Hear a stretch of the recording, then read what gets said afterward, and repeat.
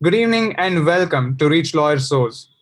ReachLawyer Shows is a program of ReachLawyer to provide best legal advice to women who face challenges of domestic violence, cruelty, harassment at workplace, issues and challenges in marriage and domestic relationship, succession, and custody of children. Women are half the human population on Earth. For centuries, they have been treated as chattel and less than human. Despite claims of gender equality, claims of efforts to alleviate her condition, little has changed. Still a long way to go. Her challenges are same irrespective of the fact whether she lives in first world or third world, whether an affluence or penury, whether unlettered worker or a CEO of a multinational. She is in need of space. She is in need of equality. She is in need of dignity. Welcome to today's panel discussion. We have with us lawyers, authors, educationists, researchers, and academics discussing empowerment, a skewed reality. I will now hand it over to our moderator, Mr. B.T. Venkatesh.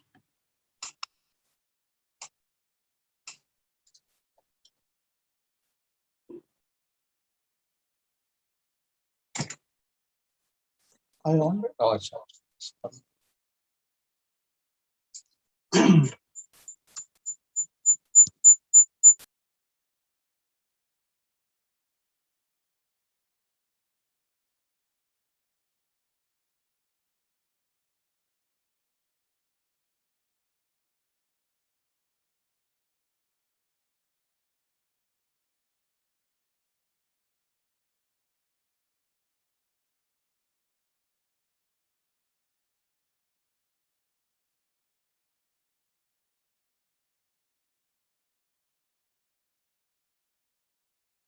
ReachLawyer Soch.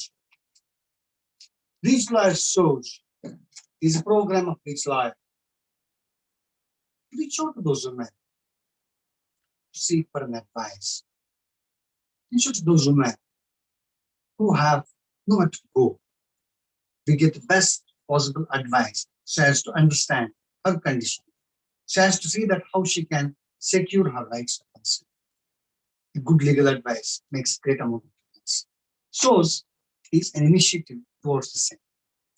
As a part of that kind of work that we have been doing for long many years, with seasoned lawyers who have been litigating on these rights for decades, we are opening this kind of opportunity for people to come and present their situation and ask for a good legal advice. Quality legal advice makes a great difference in any litigative process. As a part of this particular program, we also engage into a number of issues and questions related to rights of women is concerned. That's something which is the focus of ReachLawyer shows too. As part of that, as a first part of the series of lectures we are talking in terms of, we are talking today regarding empowerment. When we talk of empowerment across, today is Women's Day. Great number of people are talking across the globe that women empowerment is a major issue. Whether it's Beijing Declaration or UN programs, great number of programs have been going on at each regional level. Have they really made some difference? Has the empowerment happened, or is it happening? So we come across on this day, every Women's Day, we come across success stories of women who are succeeding from adverse situation. She has taken that adversity, despite all the adversity, she has made it really good. We come across these kind of stories regularly on every anniversary of Women's Day. We come across this. But is it really the fact? Now, the whole question is that there is this strong argument that's going on, which says that empowerment, is it a skewed reality?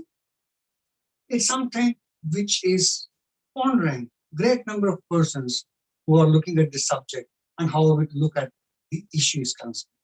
Today, with us are three lawyers, and they are author, educationists, researcher, and amazing professors. They have great amount of exposure on the issues of concern, great amount of study on this particular subject is concerned. So we have today with us Vanshi Radhakrishna. She is a master's in law from Leicester. She has been practicing lawyer, litigating lawyer, and she has been a professor on rights are concerned. She has been an amazing information on the issue. She is a well-known author who has spent a couple of participated in a couple of anthologies on Dalit rights are concerned. She is here with us. Welcome. Thank you, Mr. Today we also have with us another young litigating lawyer who has been from National Law School, Kochi, and who has been litigating for the last 1.5 years now. And Namrata Keshava, she's an amazing researcher and has very keen interest on these issues are concerned. She is with us today to discuss on the subject. And third, the most important person is Anne Thomas, a marketeer, an educationist, and also a lawyer. So we have the kind of skills that we have today, the kind of experience and exposure that the panelists have is going to bring in a very interesting perspective to the subject. Empowerment, a skewed reality is something which you are looking at today. That is the subject. I would like to request to make some opening statement to Ms. Namrata Keshava first. To answer that question, firstly, thank you for inviting me. Really happy.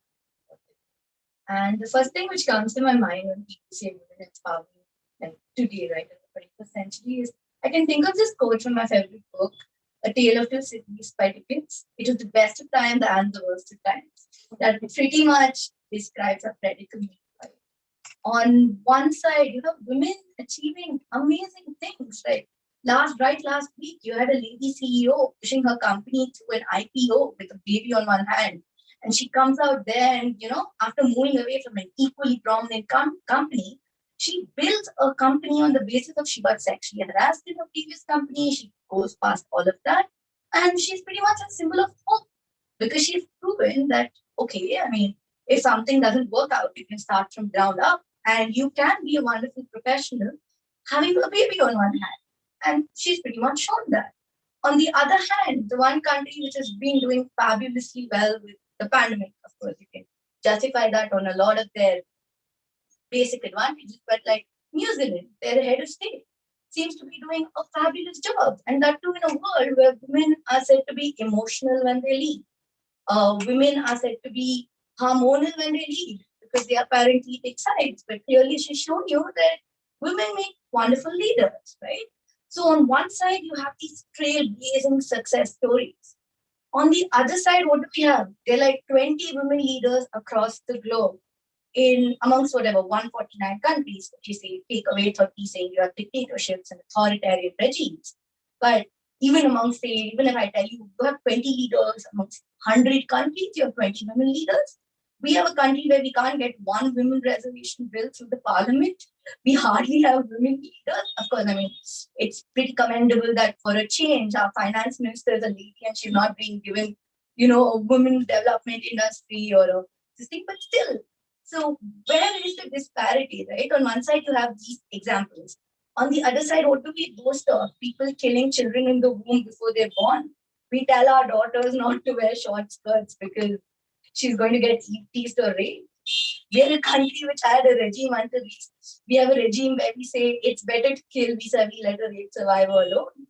We have a country where we expect the rapist to marry his own victim. I mean, that is a tad bit ridiculous. So in my opinion, yes, today it is the best of times, considering, yes, I have opportunities my mother didn't have, my grandmother didn't have.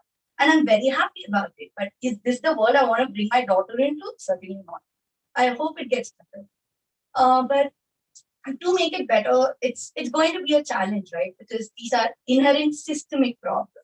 You're fighting against an institution which has been there for centuries, right? It's the status quo. People always believe, for whatever reasons, like it of course came through physical strength, but clearly as societies we have evolved and physical strength doesn't play a great role today. But still it's a society where a man is respected more than a woman, a man is paid more than a woman, a man is somehow given more opportunities than a lady. And this is just not like, say, my observations over the last 26 years of being on the planet, right? It's on the pretty much research.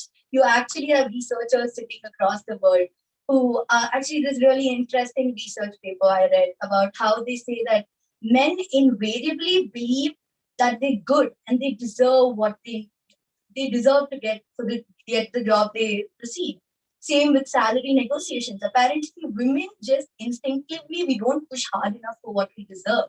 We're always okay with sitting. We're not okay with sitting on the sidelines. We're being conditioned.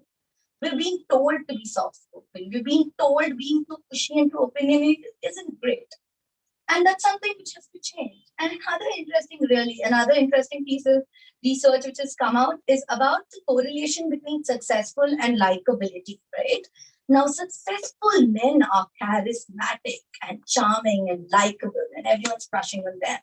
But the minute you have a lady boss who even gives you a deadline or is slightly pushy, that's it. She's like Godzilla. So that's the same thing, right? Why do I have to be held up to such standards? Well, all I'm trying to do is push my organization towards success. Why is it that I have to be either likable or successful?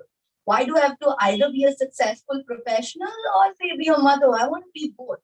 You don't find people going to a man during an interview and asking him questions like, what will you do? How can you take an on-field job? You might want to become a mother, a father in 2 years.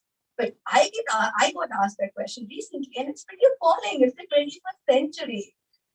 It means nothing. I mean, having a child is part of life, and as a lady, I might or might not choose to do so. And it has nothing to do with my brilliance or my competency. So I think those are things you really have to work on. And another thing I think is probably lacking is a strong sisterhood. I don't know if both of you agree with me, but I think we women have this innate tendency of pulling each other down. I don't know where it came from. There's enough space for all of us to survive and thrive. But I don't think it's also conditioning, right? Yes, but why does it have to be pulled down? Yeah, why? I mean, it's perfectly fine. It doesn't have to be me or you. It can be us both. I mean, as someone like say, if I were like to be a boss and I had like a really young girl working, I'd be more empathetic because you've gone through it like say 10 years earlier, and you know, like I'll make it less harder for you. Why would I make it more difficult for you, right? And the same with the judging. I don't understand why we get into camp. Like, just let people be. Somebody wants to say, I mean, just have a career and not get married. Cool. Why do you have to demonize her?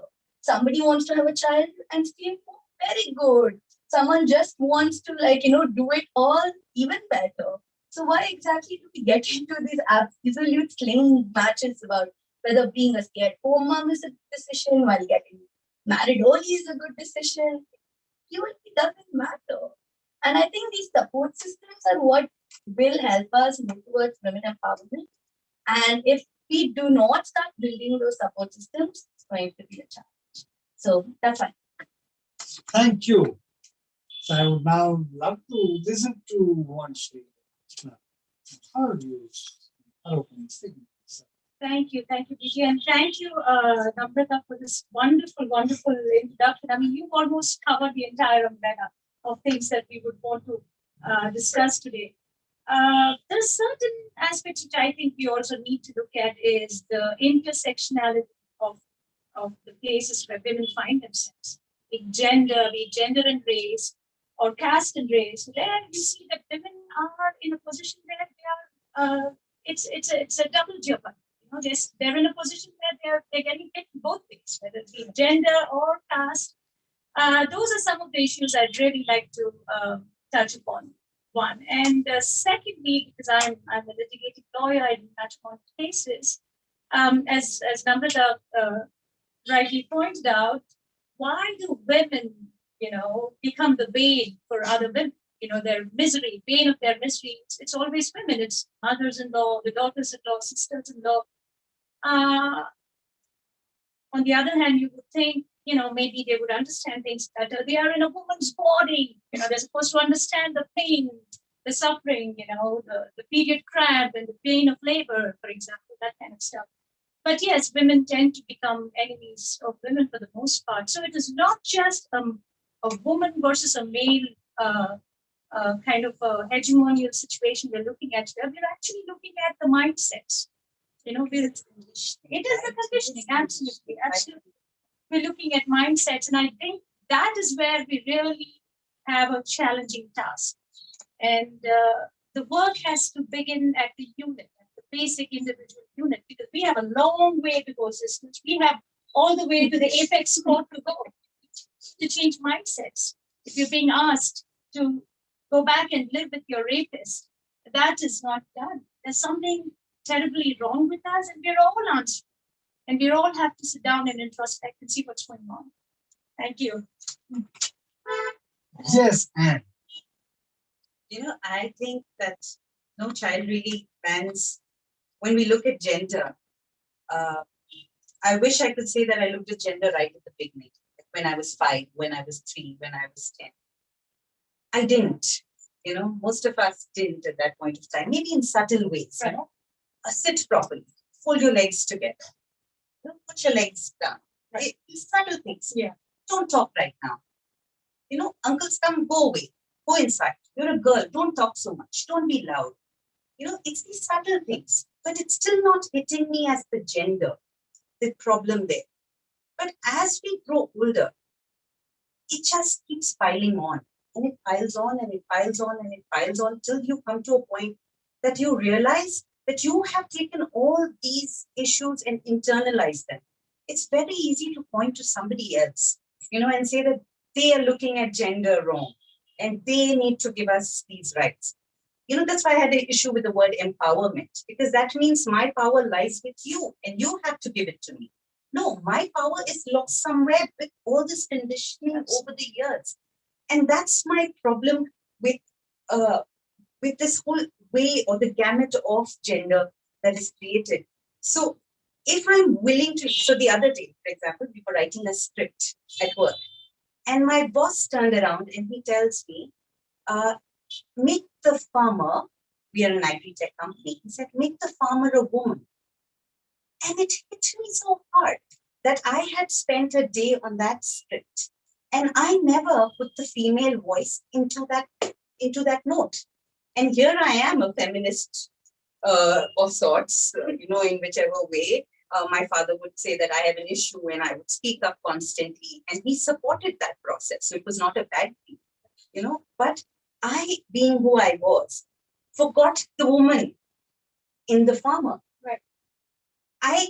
If you look at agri, for example, most of our farmers, most of these women, of these people are actually women. They run the homes, because the men have disappeared, right? I lived in Kolkata for many years. The women are running the homes. The husbands are gone somewhere. Nobody knows where their husbands are. I've had different health, different nannies, different women I've worked with. Nobody knows where their husbands are. But these women are running their homes, but they still wear their sindoor, they still wear that big bindi, and they still wear that kangan and come home because they don't want to be questioned on the road. So, my issue is how we look at a woman when we say a harassed woman. Who is that picture that comes into your mind?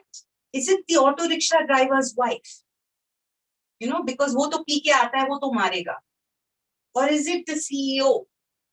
Or is it someone like me?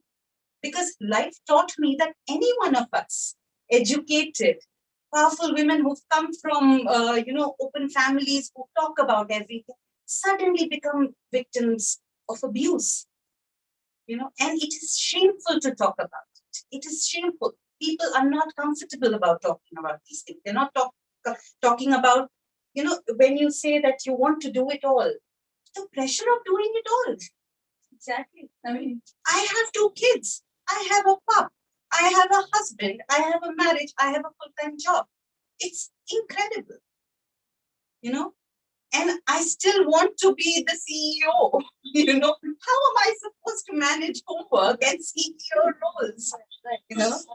So that's the skewed reality, right? this comes to a very interesting narrative which I had read a couple of months ago. A statement made by Indra Nooyi. She was giving her interview, and she said that I became the chef person. Huge multinational corporation, and it's such a joy. And I wanted to go home and tell my mom first. And the moment I go to my house, my mom opens the door.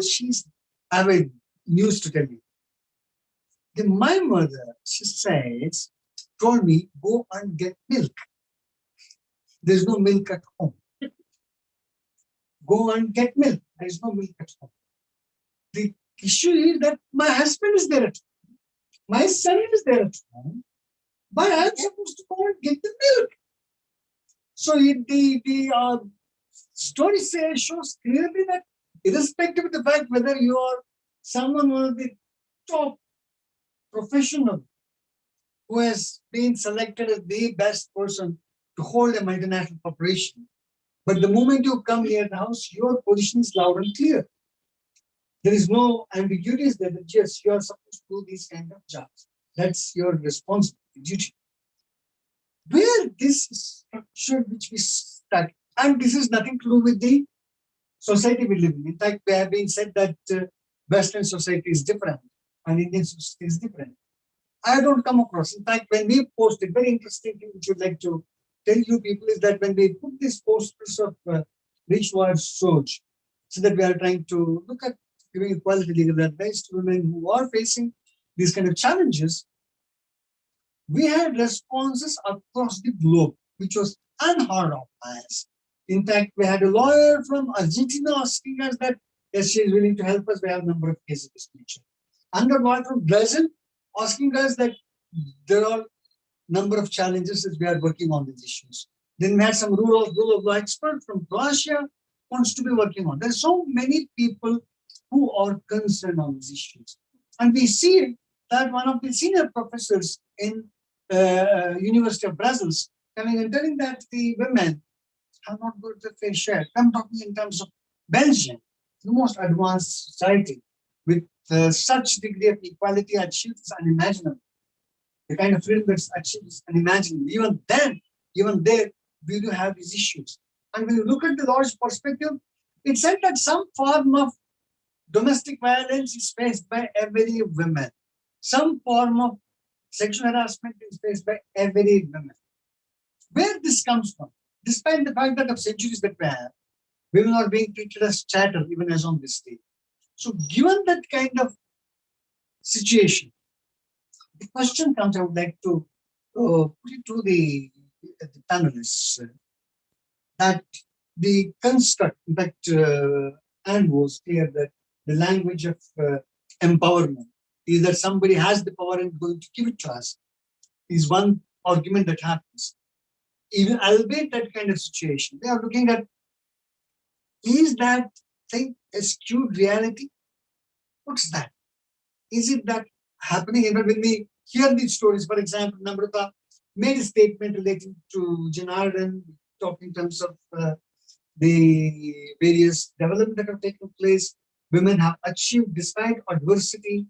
We kind of see these kind of narratives, women achieving in adversity. Good stories, lovely stories. But there are many women who are not given an opportunity even to move an inch out of that their space is concerned. They're shunned, they're killed, they're stopped, they're treated like less than human. They're treated like less than chattel. This is the situation which we have. So where exactly all this kind of gender equality issue that's being spoken?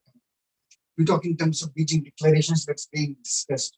Where exactly is this? When you look at this, we also forget that regarding working women, when we was talking about it, it was very, very interesting.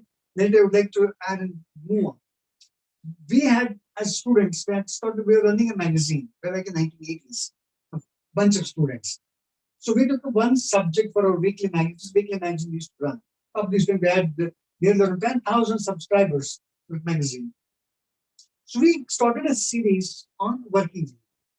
So we had every week 5 women writing about working. And on the 7th week, a sizable number, a great number of women. 7th week, a man wrote an article on women. He said, working women. He said, I have grown among working women. My mom is a working woman. My mom used to put farm. My mom did the seed. My mom did the weeding. My mom did the harvesting. My mom did tending the cow. My mom was one of the most hard-working women. Now, this was not written by all the women who had written articles. The question is that when you look at working women, the notions of working women, the status of working women, the work of working women, it gets stratified into some classes which you totally consider. So when you look at that, the skewed reality of women empowerment or women rights is something to be this. Are we really talking something? Or is it that, or one more question, is it that this is a patriarchal society, that the women empowerment or discussions of this nature or some sort of transitions which are given to women to demonstrate we also have some space for it? Is it that, or is it something beyond? What exactly are the challenges that we have in this? So that we can speak on. Yes, fine. Well, it is a huge challenge. It's definitely a huge challenge because when society is looking at what is success, what is in terms of what the male dominant society views success as. For example, a farmer, a woman who's working so hard on the farms doing everything, is not really considered as a working woman. Well, there is never going to be a recognition of what real work is until there are, like I said earlier, change in mindsets. And the reason I believe is that because who holds the reins of power? That's what's important when it comes to the societal, the economics in the society. Who holds the reins of power? It is the men. It is the men. In a family, for example, it's the man. The household, the head is the man. It's always the man. So this is something we've all our institutions, not just social institutions, our legal institutions, educational institutions, everything is shaped in that mold. So that's where the problem is. Every single thing is shaped in that mold. And please. I remember this huge argument is if you look, I was reminded when you just said educational institutions. If you open your child's diary, school diary, which you fill in the beginning of the year, there's a detailed application form. But right in the beginning, there's a front page saying name, class, section, father's name, address. It is not a parent's name. It's a father's name, And we are, for me, I'm a Malayali. If I look at the Kerala and the history, and I've been reading Ivory Throne, and, there were queens who sat on the throne, bare-bosomed, and it was absolutely fine, and they could show power. But the Victorian morality came over, and now we can't see a woman, even if she is dressed in whatever way, to stand in a position of power and tell a man what to do or what not to do. Even if I'm a working woman, I would just say, if I have to look at a house and see how strong a woman's place is to ask the accounts. Do you know how much your husband earns? The husband will always know how much the wife earns. How many wives know how much the husbands earn? A farmer's job is not considered a job because there's so much we do which is not considered successful is equal to money is equal to time, right? A man's time is equal to X money, but a woman's time is not equal to that money. That's her job. She's supposed to do it. She's supposed to breastfeed a child. She's supposed to get the cattle her food, whatever that she does, right? In my house, how much time, whether I put the child to sleep or not, is a part of my job, right? Right. How many husbands have actually turned around and asked their wives who they've asked to stay home? Now, we always say that raising children is a choice, right? I have very successful, educated, wonderful women in my life who are home because they want to raise their child right. And that's a choice that they make. But is that really a choice? Cannot two people raise their child together? Is it not a paid service, an unpaid service rather, that she is doing? And then 5 years later, when she wants to get back on her feet, there's a 5-year break. Absolutely. How do I start? And then when there is an economic crisis like COVID-19, you earn X and I earn 1/10 of that X because I just came back, who has to leave the job when the pressure goes? Again, her. The choices are never real choices. So the dynamics of that is equal to money. And then how many husbands turn around, even if your wife is at home and has not been working, say, what money would you like for your expenses? I think that would talk about a home.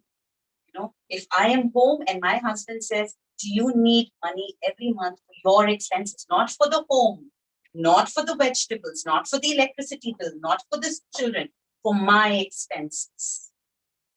Uncalculated, unaccounted for expenses. I said, that is the home where I am treated equal. Otherwise, everything else is just empowerment. Yes, ma'am. Well, my take on this is I completely agree with what both of them said. So I don't know, understand. There's something I've had difficulty understanding for a long time. Everything is looked through the lens of a man. Even empowerment, why can't I look at it through my own lenses? Like you know, it was rightly pointed out, like Anush said that everything, what is successful is also a man's take on it. Also, why has it become like that? There's hardly any women participation in public spaces. Okay, and when we talk about power, yes, right, he said like money technically is power, like who makes more, it really matters. You see, who makes policies too? We have women policy being drafted by a bunch of men. There's nothing wrong with men drafting policy. Few of them are more empathetic than fellow women. But I'm talking about the narrative. You're giving the narrative to a group of people who do not know what it is to be in, say, my body, right?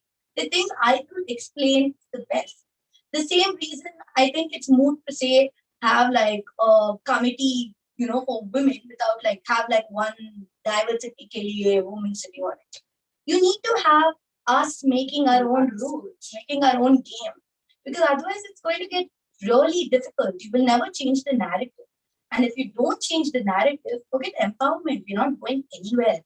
Like 20 years hence, we will still be stagnating, still accepting like glass ceilings, being told there's no point of you sitting, reaching out for the promotion because you're going to have kids and leave the workforce. Or you're going to be, you know, you're going to stand there and have to make difficult choices your husband or partner will never make. Why? Because they're like different, like they're of a different gender. That's just not fair. So I think it's time we really jig up the narrative.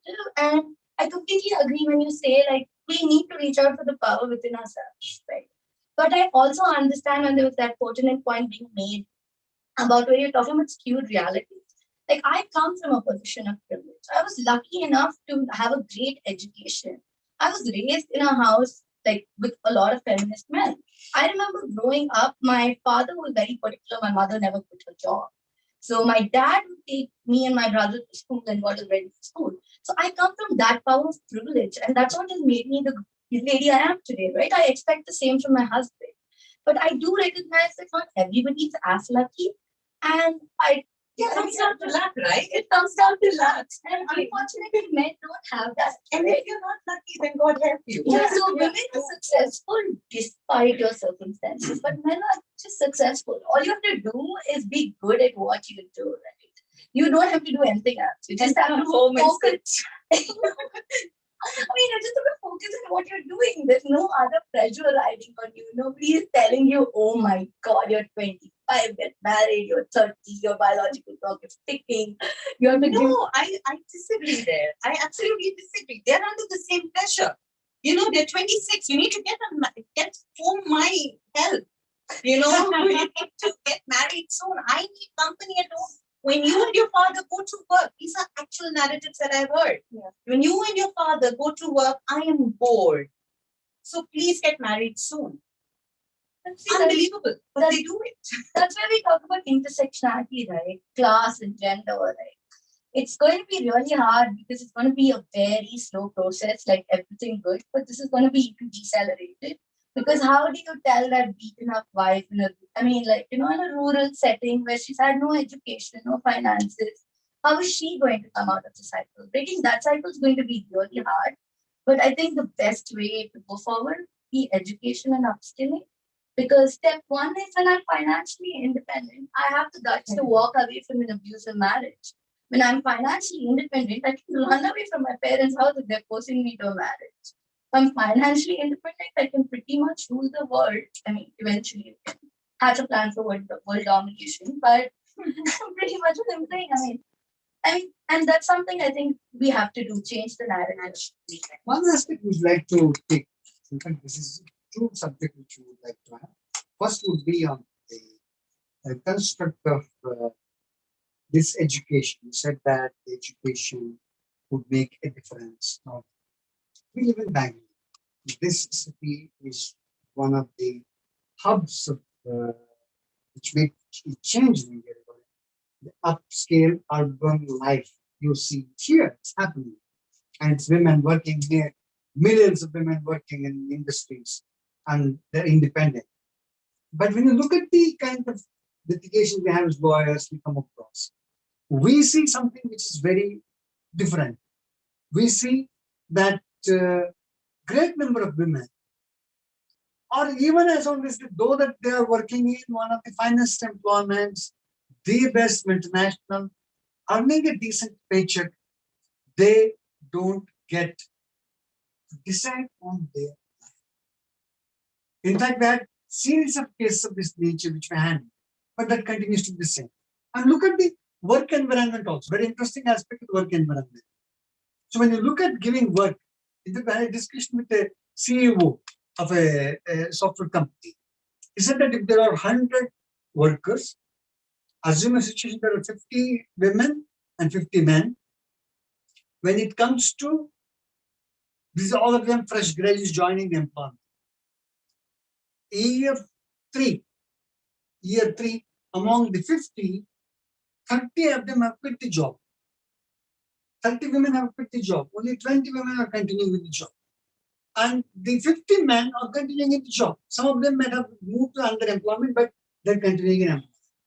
Now, 5 years down the line, these 20 women has come down less, and the ones who are continue to work have not made progress. So when you look at the quality and of opportunities which have equal opportunity being given even at the basic level, in the years of work which happens, women are losing. This is the kind of system which we have. So when you talk in terms of, say, we are trying to do empowerment, what exactly are we talking in terms of? So if a woman comes into your workplace and you're willing to give her that 3 months or 6 months leave, but she's still coming back a breastfeeding mother, how many spaces allow you to go and pump? How many offices in Bangalore have spaces where women can breast pump for their child? It's not possible for a woman to be working without being able to pump and breastfeed her child. It's very easy to run campaigns saying a child should only be breastfed by still 6 months, not a drop of water. We forget always that there is a mother who's the provider. The child should be put ahead. The family needs to be put ahead, but all at the cost of the woman. There are no workplaces which allow for the child to come in and play. Why is that wrong? Why can't I bring my child, put them there, and they will work and I will work? Unless we create a space where you and I are partners in this process. Today it is my child, today it's your child. Maybe there is no child, but there will be other circumstances, whatever be it. And that time I will have your back. Then obviously that question or that mindset will change automatically. But unless we have a fallback for the woman, like you say, financial independence, for example, is that fallback, right? Unless I provide that, I need to see you, but I still have to go and answer at home. Why was I late today? Who's going to handle? Who's managing the kitchen? Who's managing the nannies? Who's managing the 5 help that you have hired and you both are paying for? Who's managing them? Research proves that women have so much more mental note making that they have to go through, so much more mental load. And we make it okay. We constantly say it's such a beautiful story. She made it despite everything. What about the anxiety she lives with? What about the depression she lives with? What about the the nightmares that she goes through day by day. And I disagree with the fact that it's only about, somebody who doesn't have education. When you go into a police station as an educated woman who has been abused, and you stand there and he says, "Aap to padhi likhi hain, madam, aapke saath kaam hota hai, aap sab jhoot bolte." True experience, real life personal experience. Aapke saath kaise ho sakta? How do you explain that? That yes, you might be educated in books and theories, but you're not ready for the world and for patriarchy and for sexual abuse. Absolutely, yes. Well, I meet a number of women, come especially to matrimonial disputes, and many of them are highly educated women. They come from a very highly educated background, but based here in India. So basically, they have the structure. They really want to live into their roles. So they want to fall into their roles and want to be a good daughter-in-law, a good wife, a good sister-in-law, the works, everything. Well, and they take the and domestic abuse, as we understand, is not necessarily always visible. You don't have to go out with scars and blue eyes and stuff like that. It's not necessarily that. But some of them even bear that for prolonged years. And what kind of a completely distorted, scarred human being that makes out of a woman and her children to see the mother go through that, right? And women and daughters, and women fight it till the very end. They said, I want to adjust. I had one neighbor of mine who died a few days just after she spoke to me. I asked her to leave. She said, no, ma'am, I want to give it a shot.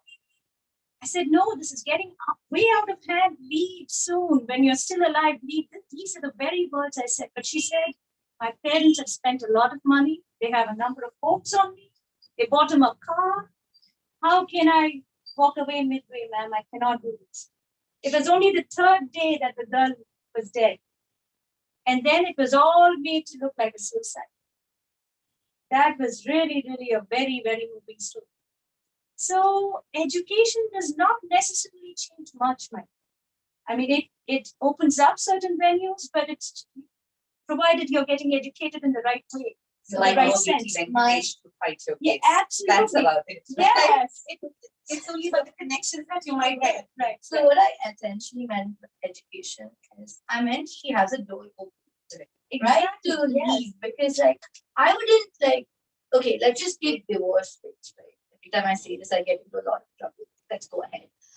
There's been a rise in divorce rates in the country. If you look at the statistics, we are steadily rising. And in my opinion, it's actually a good thing. It means people are relieving unhappiness and moving towards new life. Right? So if you actually, of course, this is all well written for and people have worked on it. And if you think about it, why are women leaving today more than they left, say, 20 years ago? Why? Because women today at least have access to basic education way more than they did 20 years ago. Women today are fine, it's okay, it's going to be really hard, I'm going to be ostracized, but I'll be fine by myself. I can at least do the kapada roti makan. Right. Which is what I meant when I said education, right? Or upskilling. Yeah. Anything which would ensure that she can leave, she can open the door and run for it and still have a great life someday. Yeah. Or at least a better life. Right. One problem I've always had is with respect to congratulating men in our society. I had a conversation with my grandmother this morning. Very cutely calls up to wish me happy Women's Day, followed by telling me how lucky I am that my husband makes coffee in the morning. Now, that I understand, right? We're talking about a generation which is 2 generations. But why do we congratulate men when they do basic things? I remember my friend telling me, so she had twins recently, and she said, he is being so nice, he's changing nappies. And isn't that what you're supposed to do? I mean, you went through labor, you gave birth, you've taken a sabbatical. Why do we have such low standards? I mean, I think I expect a lot more. I think we're doing men a disservice if we don't hold them to high standards. Right. So I think it's unfair because we hold such low standards for men, right? Because just doing the basic, walking your dog, both your dogs, or just, I don't know, changing your nappies. is considered like making me coffee. It's wonderful. I mean, I cook every day and nobody tells me, hey, congratulations. You know, the goddess remember the Durga and everything. Yes, so it's just a circle, right? And all this just does pile up and takes a toll on you, which again explains your situation of women moving out of the workforce. The same friend who recently had twins. So she had this really high power. She worked in one of those typical law firms and did those 3 a.m. when she's talking about how 1 year, 2 years ago, that's when they started, like, they wanted children. And she's like, instinctively, I never raised my hand for bigger deals. She's like, because I realized there's no point. I'm going to give it all away and walk away for 9 months. But take it a step further, right? I think that's probably the reason she doesn't want to go back either, because she's passed on opportunities. And she's, at the end of 2 years, going to be, there's no exciting job to go back to, because women just like, we're expected to plan ahead. People expect us to let go. Then that has to change, because it's not fun compromising all the time. And I think it's too much pressure on the men. I mean, what if a man just wants to stay home and look after the child? Society should allow for that. You shouldn't be so rigid and say, poor house husband, beaten up by the wife is taking care of the kids. Probably if you men just enjoy that, like let the lady go out and you should normalize things. But I truly believe that society or even laws for that matter, they're created for humans. We create them. We create them for our own convenience, right? Be it something like customs, for example, where a person is dead, a father or mother, if somebody is dead, and women are not allowed to accompany the body to the cemetery. Why? Why that Hindu rule? The sapinda, I mean, who can give the pinda for the father, perform the final rites? It's only the male child. That's because it's very conveniently done to keep the women out of property rights. So it's how you change and unpack things. That's a reflection of power structure. Absolutely, absolutely. And power structure, we're going to get to the top only when we climb the top. And you climb the top only when people aren't pulling at your leg and hands. I think. So even if others are not doing it, I think there's a language that has been said. One is of shame, right? That when you talk about problems, in Malayalam there's a Malanna Kedana Tupalla, and there must be other versions. सीधे late के थूकते नहीं है तो थूक तुम्हारे पे ही गिरता है ना, right? It's about anything that happens in your home. घर की बात घर में रखो. You create so many layers of shame so that the woman herself will feel ashamed of herself, right? You're a divorcee. It's shameful. Let's not talk about it right now. Your husband doesn't take care of you. Let's not talk about it. Let's say I have such a wonderful husband, right? So you have one of these, we're shrouded with shame on one side. Second is this other underlying thing that we constantly do, which is praise, right? कितनी अच्छी बहू है, सबका ख्याल रखती है. Just day before yesterday, Women's Day special ad, okay, where this wonderful bahu who can't have child is taking care of everybody else. Okay, I'm not going to talk about the brand. Okay, but she is yearning for a child. Why can't I be a woman who's not yearning for a child and can take care of? Or why do I have to be this Bharatiya Nari who's taking care of everybody? This goddess. Forget Bharatiya Nari. I know you think it's not Indian, and it is not. It's either Mother Mary or it's you go into the Christianity, the Orthodox life. It is like women, the giving. Oh my God! It's either power play or shame, or you running to become this wonderful wife, wonderful daughter, wonderful sister-in-law, wonderful everything, and you put your needs aside without anybody else telling you. Nobody is beating me, no. This is not abuse. Nobody hit me and said, give up your job. But subtly, who will take care of the child? Okay? Isn't my pay better? These subtle ways where we give our power, which is why power is within us. We need to start taking it. We need to start voicing our needs. But how do we voice our needs when we shut out other needs, other voices in ourselves? So I feel that is a very strong. I sometimes, find myself in conflict. I don't know if it happens with both of you. Okay. It should happen lesser to me. Like, I at least believed, considering I grew up. But, at one side, I'll have all these super independent, very is next out views, and the other side I'll still have the silos I have to fit myself into. And my husband keeps pointing out that I unnecessarily give myself, which is so true. In fact, he keeps a log at this point. He's like, I never feel guilty when I don't attend a family wedding. I don't know why you're guilty you can't take time off work. Yeah. So, conditioning is so deep. It's so hard to overcome. Come to think of it, even menstruation. I was raised in a pretty orthodox house where menstruation was not shamed or anything. But you suddenly had to, I find it so hard to get over, even though I know there's no logic to it, right? It was just the vestigials of the age or archaic system. Right. So it's so hard because you're in constant conflict with yourself that sometimes you just can't get yourself to do the rational thing, which probably explains a lot of problems we have with women empowerment. Because you're talking about a educated, privileged, young woman who still struggles to make rational decisions and is guilting herself if she can't do something or can't cook when guests are coming over and just which is okay if you think about it rationally. But we are judging ourselves more than anything else. We don't need other judges. We are judging ourselves. What is in the system? This comes to a very interesting question regarding the body. Is a body burden to women? Her body, with the degree of shame, degree of challenges, issues which are being pushed towards her, whether her body itself a burden to her in the system that we have? Is it that creating, that denying these spaces for her? Is it that is being pushed down to her, saying that yes, this is the you appropriate, you are a person who is a different process which is not powerful as men? The construct which you're talking in terms, we're talking in terms of the power, and we're talking in terms. Right. So whether the body of woman itself is a burden, I just wanted to have it. One take. Yes. Okay. I have a couple of things. First and importantly, when it comes to menstruation, I think it's definitely a burden in Indian context. My sisters here may disagree with me, but I certainly think it's a burden from where I come. From a conservative family, mostly conservative mother. So it was always very difficult. You can't enter the puja room, you can't enter the kitchen, you can't do this, you can't do that. And which means that you have to do this, and the other.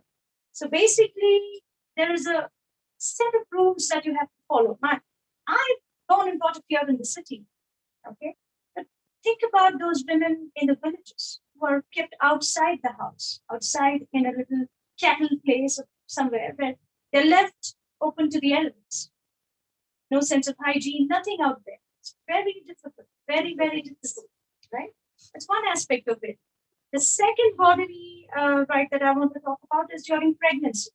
The labor and everything. In India, there's so much to it, Oh, she's going to give birth and it's a big thing. I understand. Eat for two. I met some interesting Pakistani villagers a long time ago. They were there as part of some human rights exchange program. And the women said they love to get pregnant. I said, "Ye kya baat hogi?" Such a pain, Madam Ji, we love to get pregnant because that's the only time we are fed what we want. We are fed what we want.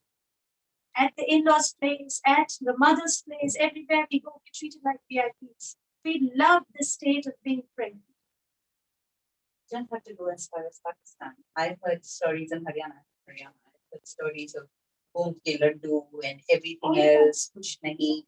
They're fed anything and everything. Because body this time banana hota hai, takat banana hai.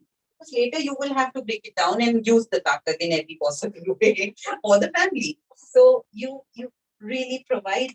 Yes, absolutely. See, the point is also not just takat banana hai ab ke liye. The fact is previously you were deprived of it. You were deprived of it. So you would be willing to go that far. You were willing to go that far. Having a baby, going through the more numbers of children. You see how amazing the basic, primordial, the instinct for hunger and food and thirst this is how they satiate it. That is an amazing thing. If you go to sexuality as well, right? Good sexuality. How many of us were in school taught about it or talked about it? Yeah. We made such a hoo-la-la about a girl who had a date before marriage or who had sex before marriage. Whatever. There is so much, again, shame around that conversation that you never go into a marriage expecting to be satiated with sex. Your job is to provide for the man. The man has to be happy with you, and hence everything else will work.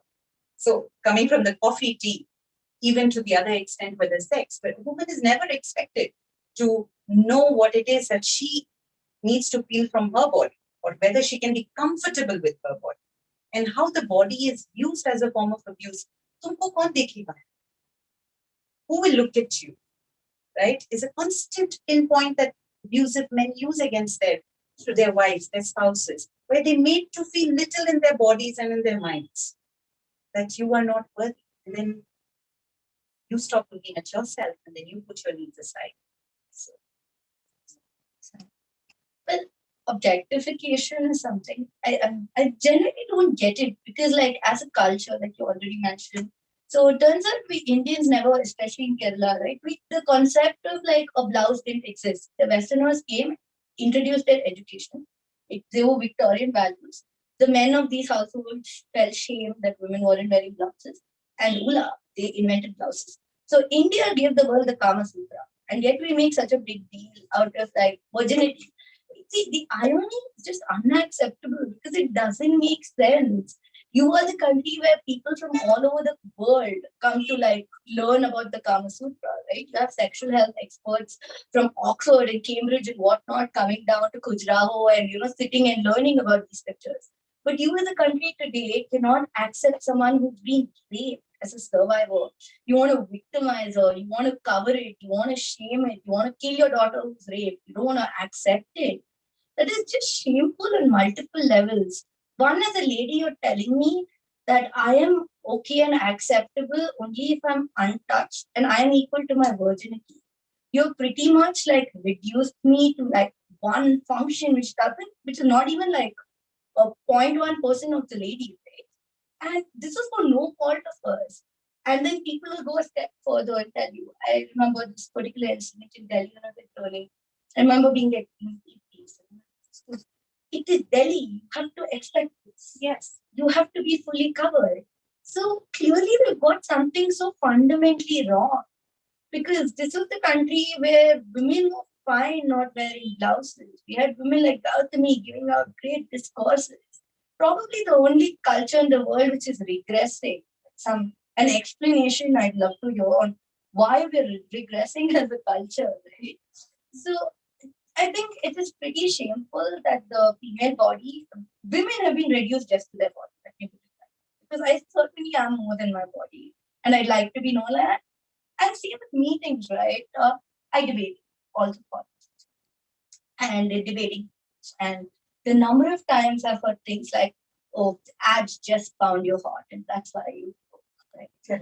Or the number of times you will work your butt off all night putting in a draft, and then you will have just like a whatever male colleague who doesn't work as hard or isn't that interested, and then will not get what you got, and then will tell you, you're a lady, you look like that. Obviously, you look like that in court. Any judge would have given you the order, right? So I don't get how it works because you're constantly reducing 50% of the population to just their body. Imagine if we did that to the men. How cool would that be? Even the men, the boys, so early. I had my son at 8, or let's go back. He was being told whether it's okay to be liking pink or not. So it was a big issue that his favorite color was pink. Go further now, he had issues with my bra strap showing, or this is not appropriate. And this is an 8-year-old who's in a very, very open home where we are constantly talking, and the husband and the wife are equal partners, right? And he has learned from his culture or wherever, from the peer group, that he needs to tell me, his mother, that this is okay or not okay. And I have to tell him that you will ask or give advice only if asked for.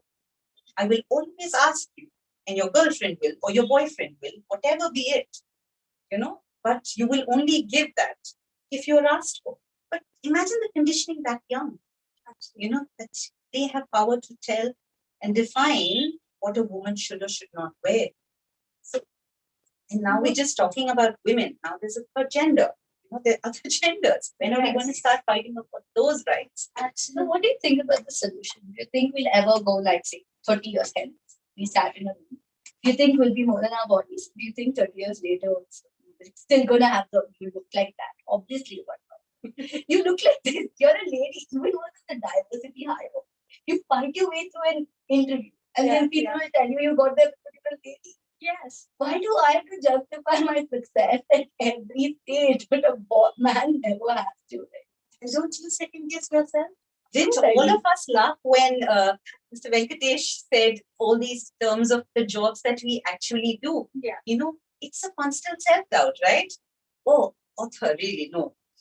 Seriously, you never need a sisterhood, right? Which is something which would really help, because then you're going to see people who go through the same thing and you realize it's not right, because then you become each other like essentially mirrors, right? You tell yourself, hey, you're way better than that. Right. Which is something we're not doing enough. Absolutely, but just to comment on your previous point, whether we as the Indian society is repressing in terms of objectifying the woman's body, I think it's everywhere. I believe it's truly universal. I've lived and worked in the United States for some time. I tell you, it is such a part, and it's such a subtle part of just about everything, from the toothbrush you buy to the clothes you buy. Everything is about objectifying, especially a woman's body. And if you look at women in foreign states, for example, they're really so low. Countries like Bangladesh and Pakistan had women prime ministers. It takes a lot to be somebody who is not going to be viewed through the lenses of objectifying the woman's body. It takes a lot, and it takes a lot from every point of view, not just men, women, everybody, just about everyone. And it is, like I said, a change in mindsets is what at every level, structural levels. Because I see it, it's writ large. It's writ large. You want to go buy a car, that will be a woman posing in a really, really, in a way that she's trying to sell a bikini or something. That is the way it is. The industry cars, and the man will run to the husband to get the paper signed. Yeah, that is really annoying. Right. I pay the check, I do everything, but you still turn to the man and say, absolutely. Really annoying. I've seen it so many times. Yeah, that way. That way. But it takes so much. It's tiny things, right? Even payments, I get renovations. Don't you might not understand. Because I genuinely can understand, like, basic where to put up pipe to ensure there's no leak. Exactly. It's not that bad. Sometimes you will do it better. Yeah, sometimes. I'm not saying all the time, but you're very capable of it. I think a very interesting aspect. It's very. I have been working with sex workers union. We promote the formation of the sex workers union. Trade union. It's one of the very successful trade unions that we have. And we are also part of this national network of sex workers. We are providing work with support systems to great number of sex workers across India. We work with great number of organizations. Amazing body of work is being done. But one question which we had I'll give one narrative which we had. In the beginning, almost 2 decades ago, when I was as an advocate for them, they used to have a serious challenge in courts, especially sex work and litigation were a very, very tough situation for advocates with the Suppression of Immoral Trafficking Act or whatever, even the Immoral Trafficking Prevention. There are 2 IT acts, Information Technology, Immoral Trafficking. Both have IT acts.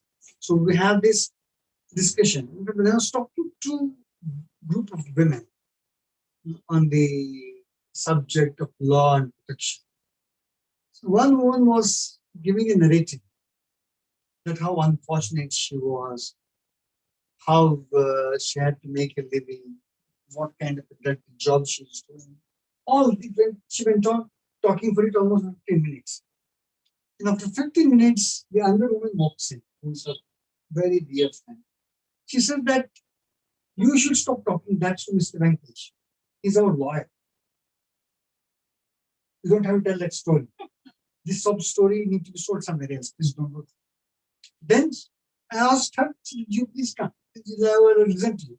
She said, sir, I look at sex work as a better economic alternative. I don't find anything wrong in it. I am from a village. My father was no more. I had two younger brothers to take care of. I was supposed to go to workplace. I was sexually harassed in the workplace. I was pushed to a situation because I was just a construction coolie. So I found that another woman who was there with me told me that sex work is a better option. You are getting paid better. So I switched myself to be a sex worker, and that has greatly helped me. I'm able to provide protection to education to my brothers. I'm able to provide good nutrition to my mother and take care of my family as it's continued. It's fairly good. Last 2 decades we have done. And I got married and have a child and getting education. So for me, sex work is something which has given me a better economic options. And it is so with her too. But she was telling me, very interesting aspect. We are always advised to tell this sob story that we are into a situation of this nature. We have been driven to kind of situation. But the option of sex work, we have met number of sex workers from Sangli, we have met number of sex workers from Bombay, we have a number of sex workers from Kolkata, great number of places where we have been working with the sex workers union. We come across this story that this is a better economic, or good number of them have better economic alternative. Why it becomes an issue? Why that is not viewed as a better economic alternative? Why sex work is so badly viewed and so badly constructed?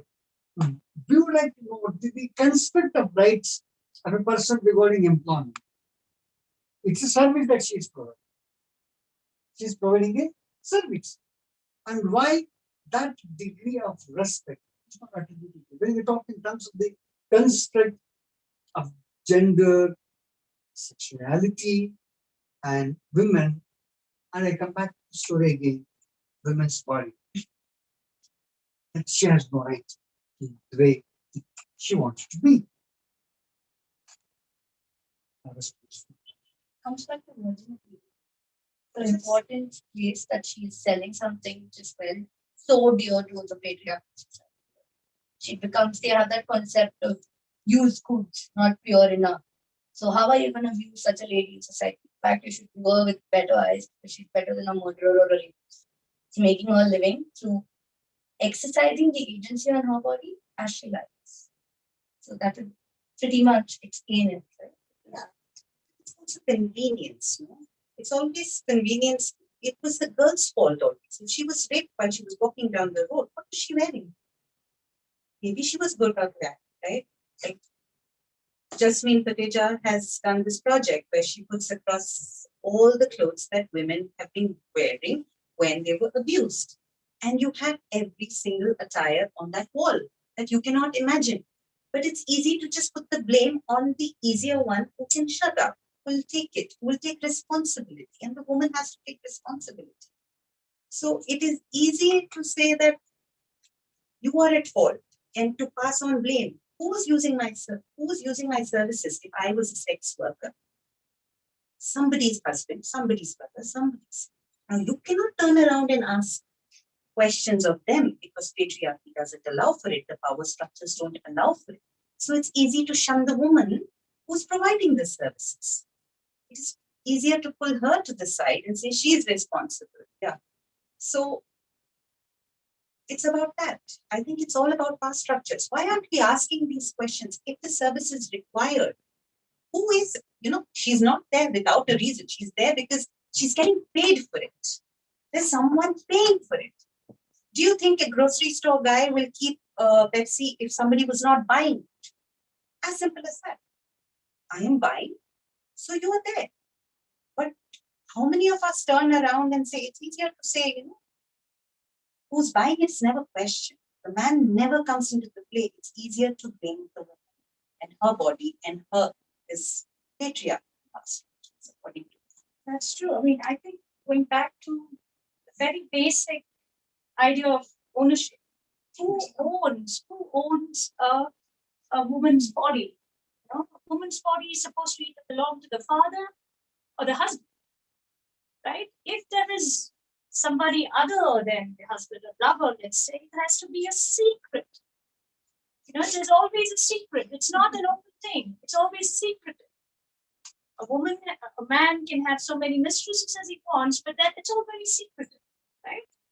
So therefore, I think it all really, as you said, rightly said, so it is about patriarchal control.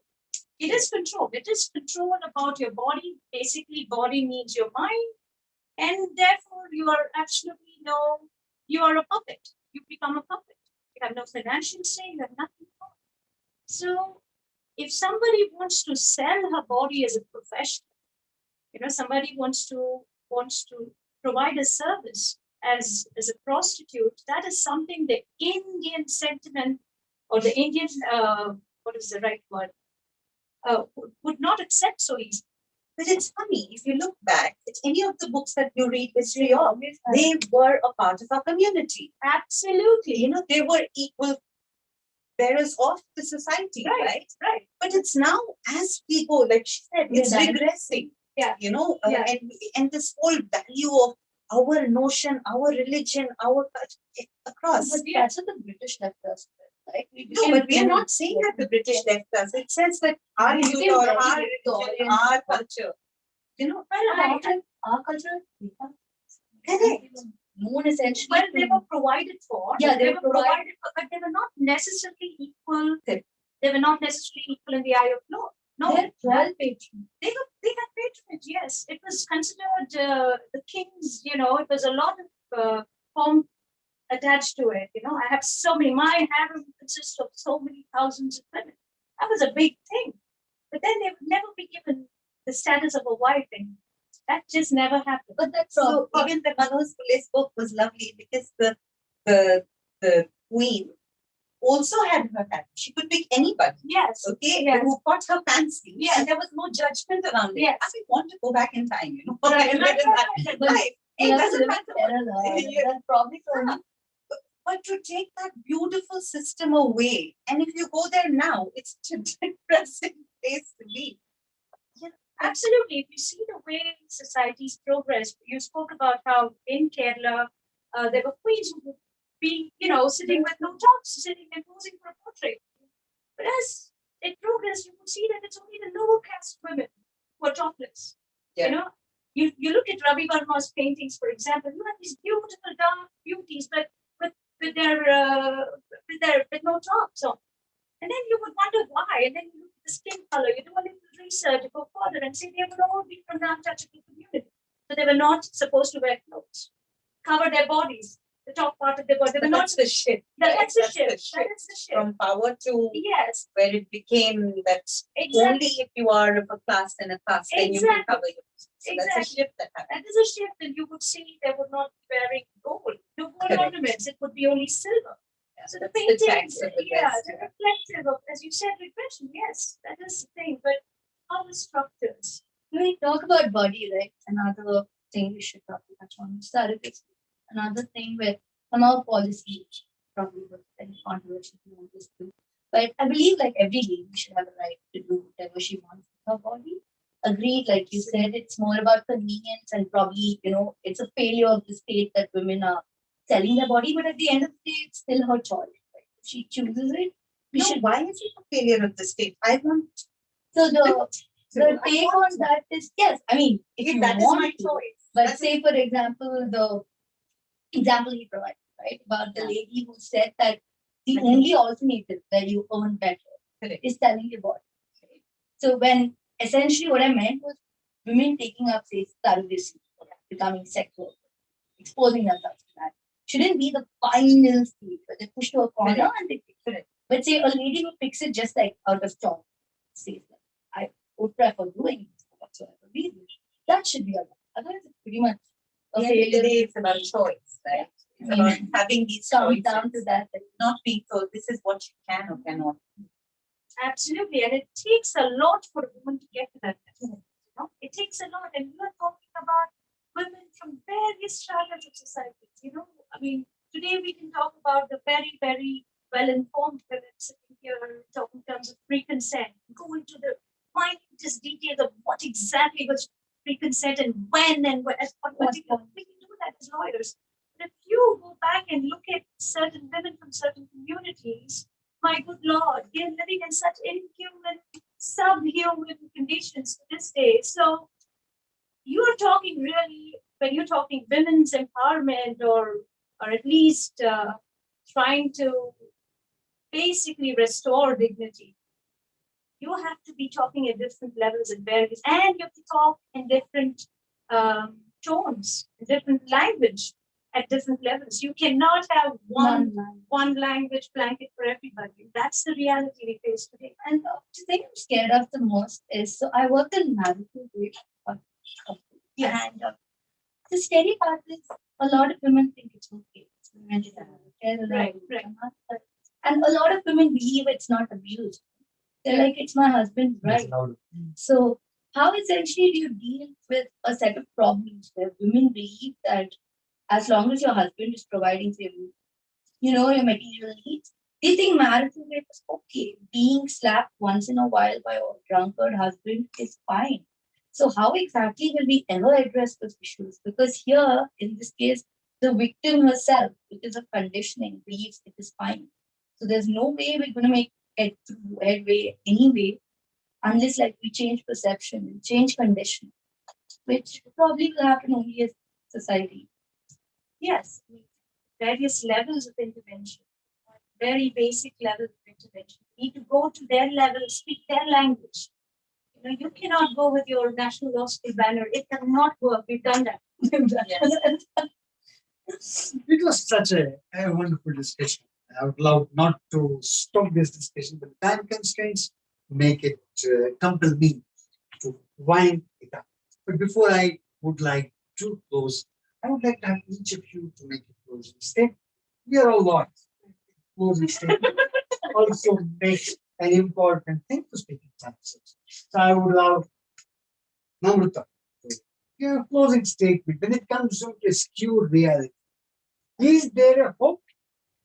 I would always say this. I'm somebody who believes in always seeing the lining to the cloud because that's the only way you'll go forward. Right? If I sit and cry about how sad society is today, or talk about the 100 million problems, I'll never have a chance to take a step forward. It's going to be hard. The climb is going to be super difficult with lots of hurdles. Everyone's going to be pulling it down, but you will do it because you have so many of us dedicated to a brighter tomorrow. And I think we're not just doing it for ourselves. That way, I think we've had some headway due to probably circumstances or efforts put in by previous generations. My mom lived in a better world than my grandma. I am certainly living in a better world than my mom. The progress being very slow, but I'm sure it will happen. But of course, you need sustained efforts. And I guess that's what all of us are. And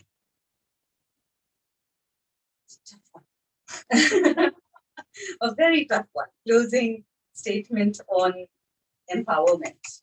I think when my niece will stop looking at marriage as her go-to or the fairy tale story, my niece and the little ones stop talking about marriage in the first place for any sense of who they are, I will say progress has been. I will say when possibilities like you can say a boy can be anything, a girl can be anything, and it's not in discussion. When gender stops being a cause or an effect or anything in the conversation, there will be a possibility. Right. And when we just start saying that it doesn't matter, you can keep pushing us down and I will break down, right? I will think about the dark things and I will go tonight and I will break down and I will have my panic attacks. But tomorrow I will start again. Yes. And I will tell my boy that he can be anything and he will be the better husband, a better brother, a better friend. a better lover, a better everything. I think that's very one mother. If I could just add there, I think I would consider it a success if, say, I reach a day where people start viewing me as a lady lawyer and I can sit in a courtroom watching a rape trial, and when I tear up and the defense is going on, I will not be given those looks. You're a girl, no wonder women can't be criminal lawyers. So I think that's the day they'll be true success. When it's not a lady entrepreneur who went in with a spectacular exit, it's not a lady prime minister, it's just a very successful prime minister. So I think that is true success, where I am more than my gender, more than my body. I am. Yes. One aspect, especially to subjects, but the question that you have written on social inequality, and the questions that you have written, very interesting publications on that, and violence based on this. You have done that. From the construct of social inequality that we have cast this picture with the kind of denial of choices. When Anne was talking about choices, denial of the very choices at all. Yes. When you see the possibilities, when you talk in terms of the skewed reality, when it comes to these kind of communities which are socially deprived of even having that little space. Yes. So when we look at what Namrata makes a statement, I also see the kind of advantages of communities, of privileges. So we are privileged. Yes. We are privileged because that our parents were educated. We were given education. Today we are discussing a subject of this nature itself is a privilege. Yes. Look at Yes. it. Many of them cannot, many of women, especially in these strata of society where they have been socially excluded, it becomes virtually impossible for them to even air their views. The very question of claiming spaces is impossible. Yes. So you see the reality for them. When you talk in terms of possibilities, there are certain degree of possibilities. There's a hope of possibilities. When do you think would be the possibilities for them? It's a hard question, but it is really reflective of reality today. If you go back, not too far away from Bangalore, even just a little further into the villages, there are social boycotts to this day. Women are not allowed to hold property. You were the public prosecutor in the High Court. We did the case of Daglapalli, where a woman who was Dalit and an assertive one at that wanted to own property, right? She was killed, brutally murdered, right? Brutally murdered by the dominant community. Just think of it. Think of it. Had it been a woman from the Okalika community, the more powerful community, and if she wanted to own land, would this happen? Would this have taken place? And would this have gotten away with such impunity? No, it does not. That's the reality. So for me, women's empowerment also necessarily means, like Dr. Ambedkar points out, get out of that cesspool where that very, very debilitating conditions are created for you socially, for you to be dependent. Get out of there, come to other places where you can, there is at least a scope, there is a chance for you to educate yourself. Yes, it's hard for everybody, it's very hard. But I think as long as they continue to live on in those circumstances and economically they become a dependent unit, they or their children work in the farms of the higher caste zamindars. And so they are always dependent, they will always be kept in the lowest rung. So that's where I think, a real change has to come from within. If you want the villages to be empowered, real empowerment, to know that you have something called consent, even to know that you have a choice in this life. Even to know that it's not just your father or your grandfather making those, or your zamindar from whom you're taken a loan, for whom you're indebted for life, bonded labor, your bodies are bonded to them. So to know that these things are there, education in the right sense, also that is essential. Thank you very much. It's such a joy. It was a wonderful discussion. This would go on, and we'll have a lot of discussions again on this particular subject. All of you are welcome to ReachLawyer shows. We'd like to have this subject discussed many times, many aspects. The kind of aspects of this particular subject is so huge. In fact, it's only a generic introduction that could be made today, as on the important day of Women's Day, which we don't feel every day. That was a statement made. Every day is a Women's Day because there is no life without Women's Day. It can't be a part. There's a kind of society we live in. Given such conditions, the subject needs more attention. The issues need more attention. This discussion helps longer run so that great number of women are going to benefit from this kind of discussions, and will also give spaces. We will ReachLawyer source is going to create spaces. Not only the professional advice that we give, we'll also give spaces for them to articulate these issues and challenges. They are welcome to write to askreachlawyer@gmail.com. It's there on our posts and every place. Askreachlawyer@gmail.com. You can mail your queries. You can seek your legal advice. You can put forward your opinions. We would like to publish them. We would like to discuss them. We would like to take them to a number of people who are concerned, interested in trying to understand and try to see how best we can provide quality assistance to women and their rights. Thank you very much. Thank you. Thank you. Thank you.